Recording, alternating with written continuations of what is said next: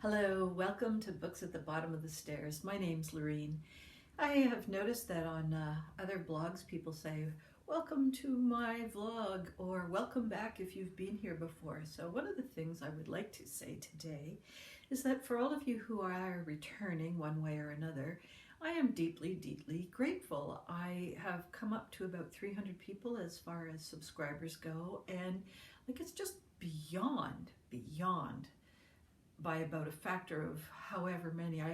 What I was dreaming of, I was hoping for 25 regular viewers, and I think that the videos are frequently at 40 or more viewers each time, and every once in a while I get over 100 views. And so thank you for all of you who have joined me on this crazy ride of Books at the Bottom of the Stairs. I am very, very grateful. So this is the first week of Nonfiction November, and if you have been watching other vloggers, you will probably have been getting more updates. People are being a little more energetic on Instagram or what have you, and I'm just keeping to my same old routine of every Tuesday, sometimes on a Wednesday if I run into a jam, posting about things. And the first week has been an interesting week. In my mind, I had all these cinematography type things that I was hoping to do that involved images or clips from films or what have you. So I don't know, I haven't completely ruled that out, but it has not quite transpired the way I thought it would. I'm just not technically nimble. I'm just, and one of the things with libraries being more open in the last year, I am going to see if I can get a library course of some sort where you can just go and ask the brainiac at the front of the room, how do I do this? Because there's only 3 things I want to know. I don't want to have to take a whole course on it. But anyhow, with that in mind, what I had hoped to do was to bring you a small clip of the film, The Creature from the Black Lagoon. And this book is about Millicent Patrick, who was the designer of the creature from the Black Lagoon. So I'm really hoping I can insert an image of what that looks like. The author is Mallory O'Mara, and this is quite a long book. It does have an index at the end, which is good. And she has interview dates for the people that she was speaking to, and she does have a bibliography. So those are all strong things. Let me see how long is the book. The 307 pages, and I will say that I think it could have been 50. For one reason, you all know I don't like a memoir nonfiction, and this is so memoir.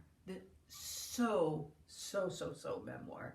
And okay, so in all honesty, I just really don't like them. And one of the reasons I don't like them is the author's personal interaction with the topic matter is usually as a neophyte. I mean, every once in a while you get someone who's a scientist or a doctor or someone who's writing about such and such. Mallory, I think, works in film, so good. That's good, because this is about film. She's female, that's good. She identifies as a fellow feminist with Millicent. She is, I believe she works in her area of film. I believe that she works with monsters as well. So, also very good. She's in the independent film system, which means that she doesn't really have, what do you call that? She's not being crimped by Universal Studios or Disney Studios or whatever. She can be an independent writer. So, these are all good things.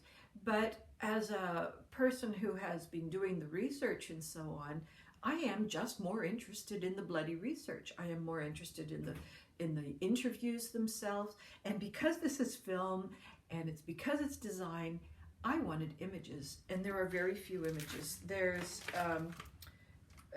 I believe that there were images available. Like she goes to the niece of Millicent and gets a whole couple of boxfuls of paraphernalia, but don't know it's not clear to me where all of the images that are in this book, the very few that are, some of them you have a source, like this comes from the family collection, but there were a lot of Universal photos out there from the studio. She worked for Universal Studios, and yeah, they're not part of this. And there's a model of the head of the monster. Anyways, we don't really come to what is the monster made out of. This monster was quite different in that it was not just a man in a weird tight suit with, you know, stockings, and there was a full suit, and the technical stuff around it was quite complicated because there was the actor and there was also the stuntman, and it did have to come out from under the lagoon. So there was the technical questions around what do you need to have a costume that's going to work both underwater and above water and have people not asphyxiate. So there's all kinds of technical things that are really interesting about this monster. And Hollywood Monsters, plural, and the Lost Legacy of Millicent Patrick. So I was expecting more than one monster. There are some references to a second monster, but we don't really get into it. I think there are about 10 images altogether of Millicent. Now, Millicent did not start out with that name. She was Mildred Rossi, R-O-S-S-I, Rossi, Italian background. And what was interesting in her childhood was that her dad was the engineer for Hearst. What was his first name? First name of Hearst. The guy who owned Hearst Castle and the Hearst newspaper empire and so on. So Dad was an engineer for those projects, and he was a real son of a gun and did not like women and had to work under a female architect, designer, and landscape. This lady had all of the charge of the whole Hearst estate management, and he had to work with her, and it didn't go well, and he ended up getting fired. And so it's just, but we get a lot of auxiliary information about her dad as an engineer, the Hearst estates and the design processes around that. There is some information around the process of animation. Now, Millicent was also what's called a background actor, and so quite often she would be the extra girl on the back of a hay wagon, or she would be the one of the two ladies who were chatting at a table next door to Cary Grant and whoever. So, and she was a beautiful woman and very photogenic. And then she would also, in her other jobs besides designing, she would also be at convention shows. So this was before women were wearing next to nothing and, you know, draping themselves over a car. This is where they were elegantly dressed, hair was all done, and beautiful dresses and so on, and they would be standing beside a product of, say, face powder or aluminum siding or what have you. Anyways, that was her sort of main income, and she ended up, through a fairly circuitous route, becoming pretty much the first female animator in starting out with Disney and then moving to Universal. And there is another woman that's referenced who was definitely the first animator. And in A World of Men, of course, her work was quite often just either lumped in with their work, or they would be given credit for certain things and she wasn't. Now, this is also at the same time that, just generally speaking, animators were not given any credit, and you know, most of the production team did not receive any credit, but as a female, even less so. So we get a very feminist slant on this, and Mallory is definitely enraged on behalf of Millicent, but I just didn't see Millicent very much in the story. As we get further into a book, that emphasis starts to change, and Mallory gives the story over to Millicent a bit more, but this is information that is happening after Millicent has been let go from the Universal Studios, which was a bit of a gong show to begin with. Her boss was like a sociopath, and Millicent was out on the road promoting the costuming for the Black Lagoon, and he just kind of lost his mind, and ended up insisting that she be fired, and he had the authority to fire her, and she lost her job there, and I think that was more or less the end of her professional career as a designer for monsters. She went on to do illustrations for other publications, and she was very good at portraits. So she's done portraits of Will Rogers and things like that. We just don't see that much of her life. And there's this page that drove me crazy. Page 156, where there's a curious memo describing in detail damage sustained to her wardrobe while on the road. So this comes in the middle of the story about her boss who's nuts, and I was thinking, well, was he on the road with her? Because here's what happened to her. One cocktail dress, completely ruined. One cocktail dress, beading broken and lost. One gabardine suit, shrunk and can't be repaired. One lace coat, burned, torn, and shrunk, ruined beyond repair. One afternoon dress, torn but repairable. One pair of earrings cut in half by publicity man and stones lost. One velvet blouse, torn, can be repaired. What on earth was she doing? Like, she's in the middle of this promotional tour, and like nobody says what was she doing.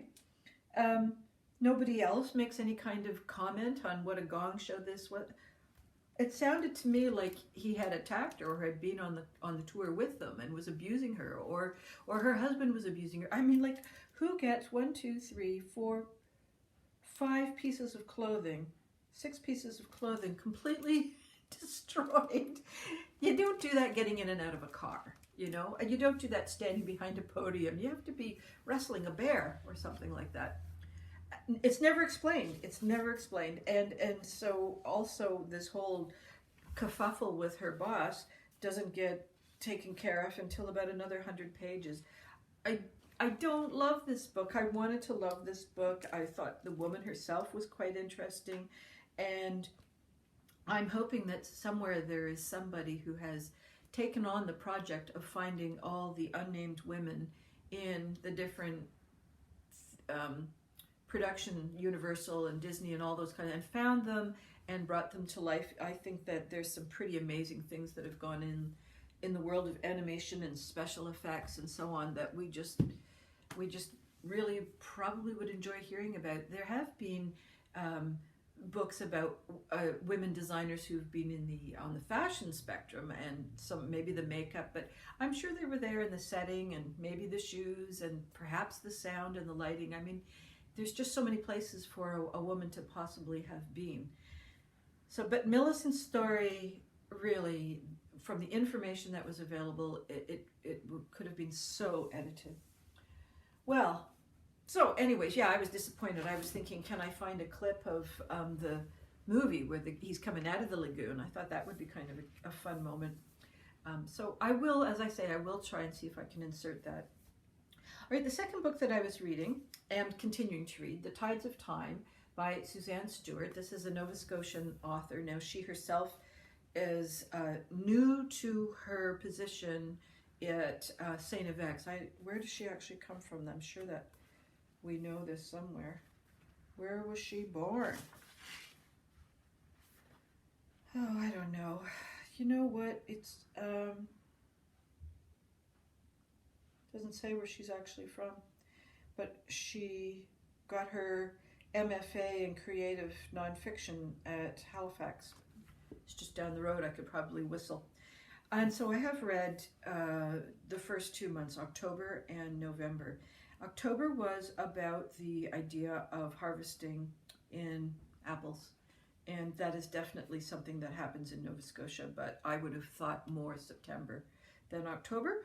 However, I wasn't the editor for this book, and what we get is an interview with John Keats, who's an apple farmer up towards one of the farmers markets in Antigonish. And yet,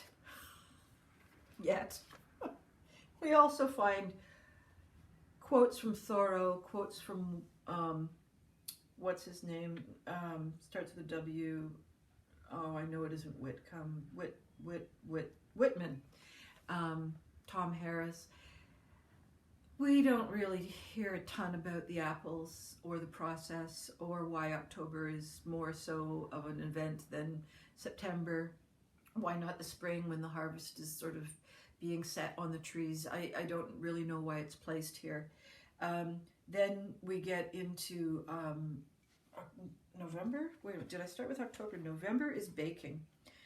I don't know why baking went into November. There's another fellow from the Antigonish Farmers Market, and he is Stephen the Baker. And he's an artisanal baker, and he at one point had a bakery right in Antigonish, but decided that he, for various reasons, was going to just bake at the farmer's market.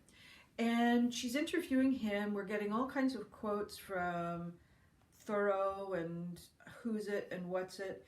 And at a certain point, he interrupts her during the interview while she's thinking of Thoreau. And I'm thinking, what interviewer is sitting there thinking, which Thoreau quote can I use that would work with this? Like, you interview, you have this back and forth dialogue, you go away, you do your craft. You don't do it while you're interviewing. It's so chaotic. I had to read it twice. Like 1 minute we're with Stephen, and then we're back with Jack McLeod, and then we're with Thoreau, and then we're centuries ago in the 18th century where we're learning about the word scola. And I had to read it twice, and I don't do that. I only did that for you guys, to give you a fair and accurate report of how annoyed I was. And then I am in the moment of December. I just finished reading December, and we are looking at the cranberry harvest, which for the most part takes place in October, before Thanksgiving, because most of their customers are wanting their cranberries well before Thanksgiving. And this is the Canadian Thanksgiving, which is in sort of, middle of October, some sort of thing. So it's kind of a September-October labor as well. And this whole book is premised on the seasons and the months and the labor that takes place in it. So far, baking can happen any time of the year, as far as I can tell. The apples should have been in September, and the cranberries should have been in October, but she's not a very good writer either. From a creative writing point of view, I think that every once in a while she gets a nice little image, but she's one of those memoirs, because it's nature writing, it's supposed to also be poetic. And, I'm making this part up, the cumulus clouds, snowman's belly button floated across the ubiquitous sky of the 1,000 heralding blackbirds. Like, that kind of shit. And then there's other things where she uses the word now and quite about umpteen times in the same sentence. So, not loving it. Had such hopes. I had no reason to hope, except that the cover's pretty, isn't it? It's a pretty cover. And actually, it was the second place winner for the Pottersfield Prize for Creative Nonfiction. Now, the Pottersfield is a fairly okay local publisher, up and down. I think I shouldn't say anything about that. I should look at their back catalog to be sure, but I think it's definitely local focus, local history, local people, local baking. I'm not positive about that, but it's definitely very local. All right, from that one, I was hoping to, have some images of whatever the labor was. So cranberry picking and apple picking and baking, but, will I bother? Will I bother? Dreams and aspirations crash to the ground. Blues, Legacy, and Black Feminism by Angela Y. Davies. And did I ever get that wrong? What the point of this book is? No, because it says right there, feminism, not biography. So, where I got the idea that this was some kind of a biography, I don't know. Basically, if you don't know the women, Gertrude Ma Rainey, Bessie Smith, and Billie Holiday, you're going to have to do a little bit of research on your own, because Angela Davies makes the assumption that you know who these singers are, and you've done a little bit of research on your own as to terms of, what they've done and who they've done it with, where they've done it on. terms of Europe, Canada, their tours and so on. So that's, I am familiar with Bessie Smith and Billie Holiday to some degree. I'm sure that I have seen a couple of documentaries, and so I've got some kind of thing in my head that's, I'm sure, completely inaccurate. Gertrude Ma Rainey, I would think that my husband, who pays more attention to this genre, would probably know. And so I need to do a bit of homework. Anyways, the first chapter is definitely about how the women of singing the blues, and the blues in general, are on a completely different path, primarily because the blues come into play after emancipation. And the singing for black groups, depending on where they were located, were more of a community thing. The singing would be to try and help each other get the rhythm for the reaping or the weaving or what have you. It would also be just about trying to keep each other going. There were multiple reasons why they would sing in a group. And there's all the discussion around whether some of the songs were about, they were certainly about freedom, but whether they were actually about how to escape, I don't know. I mean, I haven't done any research on that myself, but there were certainly themes within the Gospels and the sort of grassroots music that were being sung prior to emancipation. After emancipation, you've got this thing that the black people really had not have prior, and that were things like choosing your own partner or not, whether to have children or not, travel or never, and but now there is the option. Location, geography, where will you settle?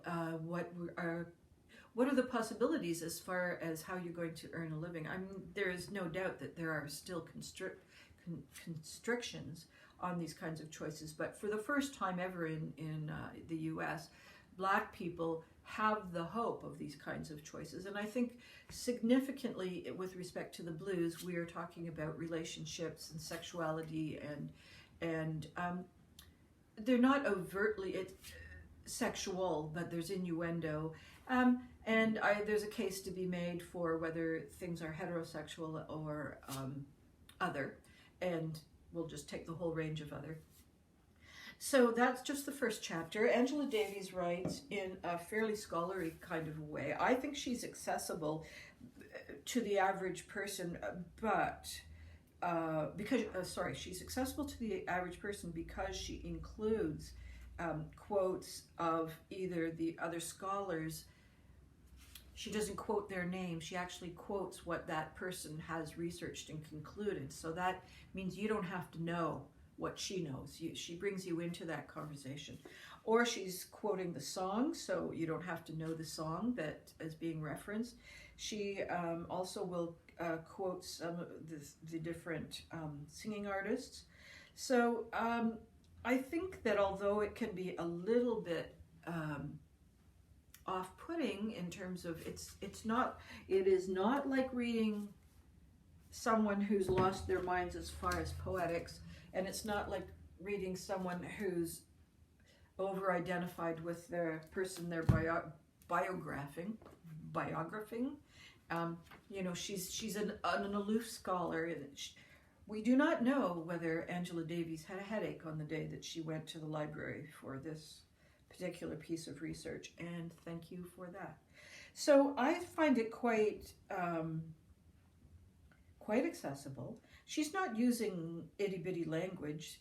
The representations of love and sexuality in women's blues often blatantly contradicted mainstream ideological assumptions regarding women and being in love.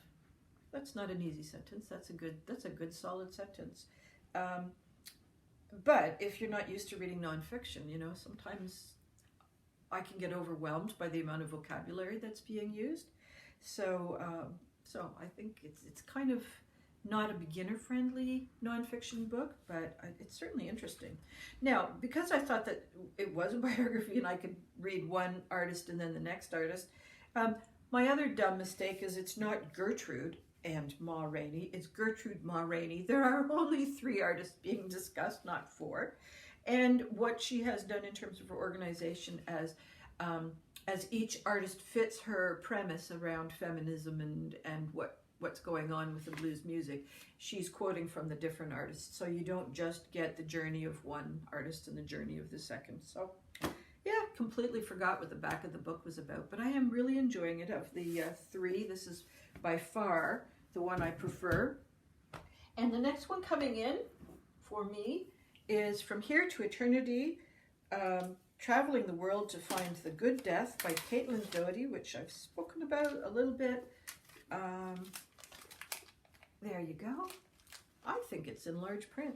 Yes, that's how I got it so quickly. It's in large print. Yay! And she has pictures. Because I'm basically a kid. Pictures. Yeah, oh my God, look at this. Isn't that a cute picture? Anyways, that's for this week. And oh, the other thing I should have talked about, and can I? Sarah Moss. Oh, it went upstairs. I'm so silly. Sarah Moss wrote Summer Water, and that was a fiction book that I had to read for my book club that met last night. And you know what? It was such an interesting book. I think, you know what I'm going to do? You guys are just going to have to wait. I think what I'll do is talk about it in December, because it's really quite a book. It's like a stream of consciousness that you enjoy. We all enjoyed it. It's a completely differently crafted plot line, which we had various thoughts on. And the conclusion was like, kick you in the nuts, kind of, kick you in the shins, kick you on the point of the elbow. Maybe that's some more point, anyways, politically correct thing to say. I guess we're not supposed to kick anybody in the nuts anymore. I didn't say that. Okay. Anyways, I'll talk about that in December, because I will be reading a little bit of fiction in between all of these nonfictions. And in the spirit of nonfiction, we're going to focus. All right, that's it for me. I hope all your reading dreams and adventures continue to come true, and that you've got a nonfiction book in your lap that you actually enjoy. Bye-bye for now.